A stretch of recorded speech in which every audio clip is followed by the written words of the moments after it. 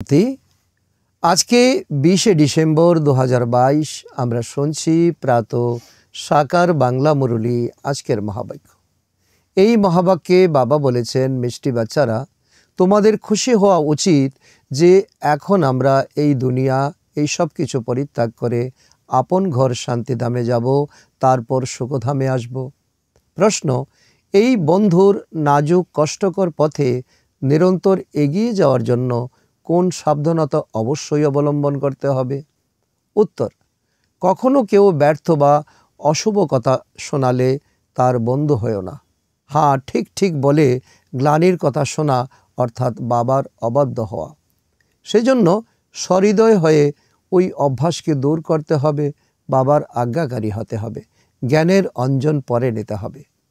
এটাই হলো অত্যন্ত বন্ধুর পথ, যেখানে সতর্ক হয়ে চললে তবেই এগিয়ে যেতে থাকবে। গীত, এই পাপের দুনিয়া থেকে দূরে নিয়ে চলো, ইস পাপ কি দুনিয়া সে লে চলো দূর, যাহা চैन কি দুনিয়া হ্যায়। ধারণার জন্য মুখ্য সার: 1 নম্বর, নিজের বৃত্তিকে শুদ্ধ রেখে শত্রুকেও মিত্রে পরিণত করতে হবে। অপকারীর উপরে উপকার করে বাবার প্রকৃত পরিচয় দিতে হবে। নাম্বার 2, যে রত্ন বাবার মুখ থেকে বেরোয় সেই রত্নই বের করতে হবে। কোনো ব্যর্থ কথা না শুনবে না শোনাবে। বরদান, সঙ্গম যুগে সময়ের মহত্বকে জেনে পরমাত্ম আশীর্বাদে ঝলি পরিপূর্ণকারী মায়াজিত ভব। তার ব্যাখ্যা হলো, সঙ্গম যুগের 1 সেকেন্ড অন্যান্য যুগগুলির 1 বছরের থেকেও বেশি। এই সময় 1 সেকেন্ডও হারানো মানে সেকেন্ড নয়, বরং অনেক কিছুই হারিয়ে ফেলা।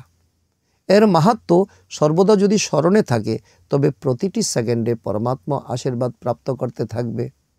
আর যার ঝুলি পরমাত্মা আশীর্বাদে সদা ভরপুর থাকে, তার কাছে কখনো মায়া আসতে পারে না, দূর থেকে পালিয়ে যায়।